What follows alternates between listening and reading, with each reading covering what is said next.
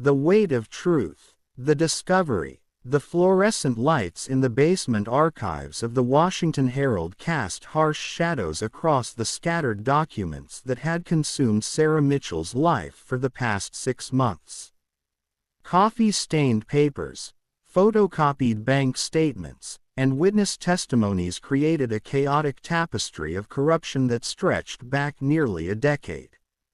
At 37, Sarah had built her reputation as an investigative journalist who could unravel the most complex political scandals, but nothing had prepared her for this. Her phone buzzed against the metal desk. "Mitchell." "Sarah, it's David." Her editor's voice carried the weight of exhaustion that had become familiar to both of them. "Please tell me you have something concrete. The legal team is breathing down my neck, and the publisher wants to know if we're sitting on a story or chasing ghosts." Sarah stared at the photograph in her hands. Congresswoman Patricia Williams shaking hands with Vincent Caruso outside Chez Laurent, the exclusive Georgetown restaurant that had become ground zero for Washington's most corrupt dealings. The timestamp read March 15, 2023, just 2 days before the crucial vote on the Riverside Development Project. "It's not ghosts, David. It's worse than we thought." Sarah's voice was barely above a whisper. "Patricia Williams isn't just complicit. She's been orchestrating this from the beginning." The silence on the other end of the line stretched long enough for Sarah to hear the newsroom's distant hum through the phone. David Kushner had been her editor for 8 years, had backed her through 3 Pulitzer nominations and countless battles with politicians who preferred their secrets buried. But this was different. Patricia Williams wasn't just any politician. "Sarah, I need you to be absolutely certain about this. Patricia Williams mentored you. She gave you your first real story, introduced you to half the sources you still use. If we're wrong, we're not wrong." Sarah interrupted, her eyes scanning the financial records spread across the desk. "The paper trail is ironclad. $23 million in federal community development funds diverted through shell companies, all leading back to accounts she controls. Environmental impact studies buried or falsified. Safety inspections bought and paid for. And the families, David, 312 families displaced, their homes demolished for a project that was supposed to help them." Sarah had spent weeks tracking down the displaced residents of the Riverside neighborhood. Maria Santos, a grandmother who had lost the home her family had owned for 40 years. The Johnsons, a young couple with twin babies who had been given 72 hours to vacate before the bulldozers arrived. Each story had been a dagger to Sarah's heart, but it was the children who haunted her dreams. Kids who had asked their parents why the nice lady in the red coat who had promised to help them was taking their homes away instead. The recorded conversations. David asked. FBI surveillance tapes. 3 separate instances of Patricia explicitly discussing vote buying with Caruso and his associates. "The quality is perfect. It'll hold up in court and in the court of public opinion." Sarah picked up another photograph, this one taken outside the federal building downtown. Patricia Williams emerging from a black sedan, her signature red blazer unmistakable, Marcus Thompson at her side carrying a briefcase that Sarah now knew contained over $2 million in cash bribes. "There's more, David. The Riverside project was just the beginning. I've found connections to at least 6 other developments across 3 states. We're looking at a systematic scheme that's been operating for years, maybe decades." The basement archives felt suddenly cold. Sarah pulled her cardigan tighter around her shoulders and thought about the young woman she had been 15 years ago, bright-eyed and idealistic, sitting in Patricia Williams's office for the first time. Patricia had been everything Sarah had wanted to become: powerful, principled, unafraid to challenge the system. The irony wasn't lost on her that Patricia's corruption had made Sarah into exactly the kind of journalist Patricia had once claimed to respect. "What's our timeline?" David asked. "I need one more piece. James Hartford, Patricia's former policy advisor, has agreed to go on record. He has documents proving Patricia knew about the environmental contamination at 3 of the development sites, contamination that's already causing health problems in the surrounding communities." James Hartford had been a reluctant source at first. The 42-year-old policy expert had worked for Patricia for 7 years, genuinely believing they were making a difference. It had taken Sarah months to convince him that exposing the truth was more important than protecting his former boss. Their clandestine meetings in parking garages and coffee shops had felt like something out of a spy novel, but the information James provided had been invaluable. "He's scared, David, really scared. He says there are people involved in this who won't hesitate to destroy anyone who threatens their operation. But he's willing to testify if it means stopping them." "When do you meet with him?" Sarah checked her watch. "In 3 hours. Outside the Capitol building. He insisted on somewhere public, somewhere he'd feel safe. And then we run the story. Front page, above the fold. The American people deserve to know that one of their most trusted representatives has been selling them out for years."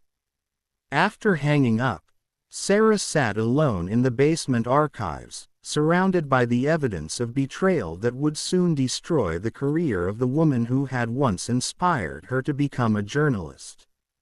The weight of responsibility pressed down on her shoulders like a physical burden. This wasn't just about Patricia Williams anymore. It was about the integrity of the entire system, about whether truth still mattered in a world where power seemed to corrupt absolutely.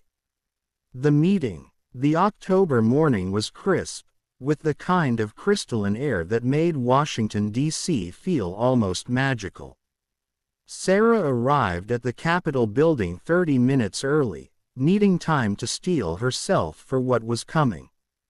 She had covered political scandals before, had brought down mayors and state legislators, but never had she been about to destroy someone who had meant so much to her personally. James Hartford appeared precisely on time, his blue suit impeccable despite the obvious stress he was carrying. He had aged visibly over the past few months. The confident policy advisor Sarah had first met had been replaced by a man who jumped at shadows and constantly looked over his shoulder. "Are you ready for this?" he asked, his voice barely audible despite their being alone on the steps. Sarah nodded, clutching the manila envelope that contained Patricia's political death warrant. "The question is, are you? Once we do this, there's no going back. Your career in politics is over. My career was over the moment I realized what Patricia was doing and chose to stay silent," James replied bitterly. "At least this way, maybe some good comes from it." They had been waiting for only a few minutes when Sarah spotted Patricia Williams approaching from across the courtyard. Even from a distance, Patricia commanded attention. Her confident stride, her signature red blazer, the way she carried herself with the authority of someone accustomed to being the most important person in any room. But Sarah could see something else now, something she had missed during all those early meetings. The calculating look in Patricia's eyes, the way she assessed every person and situation for potential advantage. Behind Patricia, Marcus Thompson followed like a faithful shadow. Sarah had done extensive research on Patricia's chief of staff over the past months and had discovered a man whose loyalty bordered on obsession. Marcus had been with Patricia for 12 years, had managed her campaigns, handled her crises, and, Sarah now knew, helped her cover up her crimes. "Sarah," Patricia called out, her voice carrying that familiar warmth that had once made Sarah feel like she could change the world. "I was so pleased to get your message. It's been far too long." But as Patricia drew closer, Sarah could see the wariness in her eyes. Patricia Williams hadn't survived 15 years in Congress by being naive. She knew something was wrong. "Hello, Patricia," Sarah replied, surprised by how steady her voice sounded. "Thank you for agreeing to meet." "Of course, dear. Though I have to admit, I'm curious about this sudden urgency." "Your message was rather cryptic." The endearment stung worse than Sarah had expected. How many times had Patricia called her that during those early years? How many times had Sarah hung on every word as Patricia shared her passion for public service, her commitment to fighting for the powerless? "I think it's better if we talk out here," Sarah said, glancing meaningfully at the marble steps and columns around them. "In the open." Patricia's smile faltered slightly. Behind her, Marcus shifted nervously, his hand moving instinctively toward the briefcase he carried. Sarah wondered what was in it today. More bribes, more evidence of corruption, or simply the tools of legitimate governance that Marcus and Patricia had abandoned years ago. "What's this about, Sarah?" Patricia asked, her tone becoming more guarded. Sarah opened the envelope and pulled out the first photograph, Patricia and Vincent Caruso outside Chez Laurent. She held it up without a word. The change in Patricia was immediate and dramatic. The color drained from her face, her confident posture wavered, and for a moment she looked like nothing more than a frightened woman caught in a lie. "I don't know what you think that proves," Patricia said carefully, but her voice lacked its usual conviction. "It proves you met with Vincent Caruso 2 days before the Riverside vote," Sarah replied. "The same Vincent Caruso who's currently under federal investigation for fraud, money laundering, and racketeering. The same Vincent Caruso who paid you over $2 million to vote in favor of a project that displaced hundreds of families." Marcus stepped forward, his face flushed with anger. "Those are serious accusations to make without proof." "I have proof," Sarah interrupted, pulling out a stack of bank statements. "Offshore accounts in the Cayman Islands. Shell companies with Patricia listed as a beneficiary. Wire transfers that correspond exactly with votes on key development projects." She spread the documents out on the marble steps like evidence at a crime scene. Each page told part of the story. Patricia's transformation from public servant to corrupt politician had been methodical, documented, and ultimately traceable. "You don't understand the full picture," Patricia said desperately, her composure cracking. "The system is broken, Sarah. Sometimes you have to work within the corruption to create real change. The jobs the Riverside Project created, the economic development, built on a foundation of lies." Sarah's voice rose, echoing off the building's facade. "You buried environmental studies showing toxic contamination. You ignored safety reports that predicted structural failures. You displaced 300 families and told them it was for their own good while you lined your pockets with money meant to help them." The argument was escalating beyond anyone's control. James tried to intervene, stepping closer to Sarah with a calming gesture, but the years of suppressed disappointment and betrayal were pouring out of her like water through a burst dam. You taught me that journalism was about holding power accountable, Sarah continued, her voice cracking with emotion. You told me that public service was about sacrifice, about putting the people first. What happened to you, Patricia? When did you become everything you once stood against? The reckoning. Patricia staggered backward as if Sarah's words had been physical blows. The woman who had once seemed so powerful, so unshakable, suddenly looked fragile and broken. You have no idea what it's like. Patricia exploded, her own composure finally shattering completely. You sit in your newsroom and judge, but you've never had to make the impossible choices. You've never had to choose between your ideals and actually getting things done.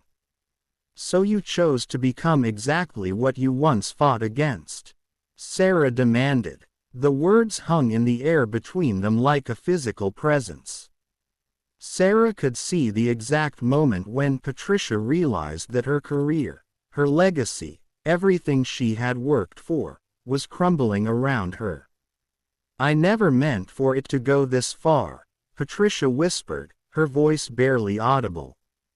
It started small. A favor here, a compromise there. Just trying to get things done in a system that rewards corruption and punishes honesty. Marcus moved closer to his boss, his earlier anger replaced by concern as he saw Patricia wavering. Patricia, don't say anything else. We need to call your lawyer. But Patricia ignored him, her eyes fixed on Sarah with an intensity that was almost hypnotic. Do you know what happened to the last 3 congresspeople who tried to fight the system the right way? Stevens lost his primary to a candidate funded by development money. Morrison was destroyed by manufactured scandals. Chen was gerrymandered out of her district. Sarah felt a moment of uncertainty. She had covered all 3 of those stories, had written about the mysterious forces that had ended promising political careers. But even if Patricia was right about the system being rigged, it didn't justify what she had done. So you decided that if you couldn't beat them, you'd join them? Sarah asked. I decided that if I could accumulate enough power, enough influence, I could eventually use it for good, Patricia replied. The Riverside Project was supposed to be temporary, a way to build relationships and gather resources for bigger battles. The environmental protections I've fought for, the healthcare initiatives, the education funding, none of that would have been possible if I hadn't played the game. Except you never stopped playing, James interjected quietly. The corruption became the point. You forgot about the bigger battles. Patricia turned to look at her former advisor, and Sarah saw something break inside her. James had been more than an employee. He had been a true believer, someone who had genuinely thought they were changing the world together. James, Patricia said softly, you of all people should understand. You helped me draft half the environmental legislation that's protected thousands of acres of wilderness.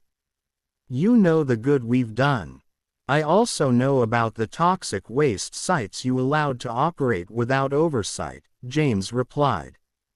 I know about the children in Baltimore who are developing respiratory problems because you blocked the air quality regulations. That would have hurt your donors' profits. Patricia's legs seemed to give out beneath her. She stumbled, reaching for the iron railing of the steps, but her coordination was failing her. She collapsed to her knees on the cold marble, the sound echoing off the building's facade like a gunshot. For a moment, everyone froze. Then Marcus rushed forward, kneeling beside his boss, his earlier professionalism replaced by genuine concern. Patricia, are you all right? But Patricia wasn't all right. The weight of her actions, the years of compromise and corruption, the realization that her career and possibly her freedom were over, had finally crushed her. She knelt there on the steps of the building where she had once sworn to uphold the public trust, sobbing like a broken child. Sarah stood over her former mentor, the manila envelope still clutched in her hands. She had expected to feel triumphant, vindicated. Instead, she felt only sadness. For Patricia, for the system that had corrupted her, for the idealistic young woman Patricia had once been. "The story runs tomorrow," Sarah said softly. "I'm sorry it came to this."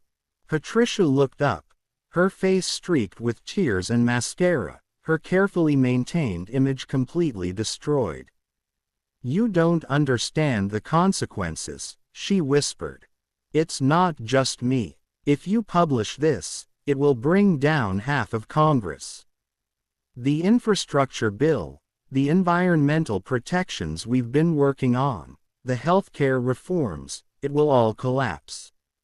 "Then maybe it should," Sarah replied. "Maybe we need to tear it all down and start over with people who remember what public service actually means." Marcus helped Patricia to her feet, his arm around her shoulders as she swayed unsteadily. Despite everything, Sarah felt a pang of sympathy for him. Marcus had been genuinely loyal to Patricia, had believed in her mission even as he helped her execute its corruption. "We need to get you inside," Marcus murmured to Patricia. "We need to call your lawyer, figure out how to handle this." But Patricia shook her head, some measure of her old strength returning. "No," she said, her voice gaining clarity. "No more hiding. No more lawyers. If Sarah is right, if I've become everything I once stood against, then I need to face the consequences." She straightened her red blazer with shaking hands and looked directly at Sarah. "You were always my best student, you know. Even when you were an intern, I could see the fire in you, the commitment to truth. I always knew you'd be the one to hold us all accountable. I just never thought it would be me you'd be exposing." Sarah felt tears prick her eyes. "I wish it hadn't been you either. Will you?" Patricia's voice broke slightly. "Will you give me a chance to make it right? To testify, to help expose the others? This corruption goes deeper than just me, Sarah. There are people involved in this who make my crimes look like shoplifting." Sarah considered the request carefully. Her journalistic instincts warred with the part of her that still remembered sitting in Patricia's office, young and hopeful, listening to stories about fighting corruption and serving the people. "The story still runs," Sarah said finally. "The public deserves to know what you've done. But if you're serious about testifying, about helping us expose the broader network, then we can discuss follow-up coverage. Redemption as well as justice." Patricia nodded, tears flowing freely now. "I understand. And Sarah, thank you. For what? For caring enough to stop me before I lost myself completely." The aftermath. As Sarah walked away from the Capitol steps, her phone was already buzzing with messages from David, from other reporters who had somehow gotten wind of the story, from sources who wanted to know if the rumors were true. But Sarah ignored them all, needing time to process what had just happened. She had spent months preparing for this moment, but nothing could have prepared her for the reality of watching her mentor collapse under the weight of her own corruption. The story that would run tomorrow would be Sarah's finest work, meticulous, devastating, and absolutely necessary. But it would also mark the end of an era, both for Patricia Williams and for Sarah herself. The young journalist who had once looked up to Patricia Williams was gone, replaced by someone who understood that heroes and villains were often the same people, separated only by the choices they made when no one was watching. As she reached her car, Sarah's phone rang. David's name appeared on the screen. "Is it done?" he asked without preamble. "It's done," Sarah replied. "Patricia Williams's political career ended about 10 minutes ago. She's agreed to cooperate with our investigation into the broader network. And James, he'll testify. We have enough to bring down at least a dozen other politicians, maybe more." There was silence on the other end of the line as David processed the magnitude of what they were about to unleash. The Riverside scandal would be just the beginning. Sarah's investigation had uncovered a web of corruption that stretched across state lines and party affiliations. "Sarah," David said finally, "are you okay?" The question caught her off guard. In all the months of investigation, through all the long nights and dangerous meetings, no one had asked her how she was handling the personal cost of destroying her mentor's life. "I will be," she said, and meant it. "This is what we signed up for, right? Afflicting the comfortable and comforting the afflicted. Even when the comfortable are people we care about." Sarah looked back toward the Capitol building, where Patricia Williams was probably sitting in her office right now, trying to figure out how to explain 15 years of corruption to her staff, her family, her constituents. "Especially then," Sarah said. "The story that ran the next morning would shake Washington to its core. Within a week, Patricia Williams would resign from Congress. Within a month, she would be under federal indictment. Within a year, she would be serving a sentence in federal prison, her political legacy forever tainted by the choices she had made. But Sarah's investigation would also lead to meaningful reform. The exposure of the corruption network would result in new oversight mechanisms, stricter campaign finance laws, and a renewed public commitment to government transparency. The families displaced by the Riverside Project would receive compensation and assistance in rebuilding their lives. And Sarah Mitchell would win her first Pulitzer Prize, recognition for journalism that held power accountable regardless of personal cost. But as she sat in her car that October morning, watching Patricia Williams disappear into the building that had been both the site of her greatest triumphs and her ultimate downfall, Sarah wasn't thinking about prizes or recognition. She was thinking about the price of truth, and whether the cost of exposing corruption was worth the human toll it extracted. In the end, she decided it was. Because in a democracy, the alternative, allowing corruption to flourish in darkness, was far worse than the pain of bringing it into the light. The weight of truth was heavy, but it was a burden that journalists like Sarah Mitchell were meant to carry. And she would carry it gladly, knowing that somewhere in America, families like the ones displaced by Riverside were a little safer because someone was still willing to hold the powerful accountable, even when it broke their heart to do so. The end.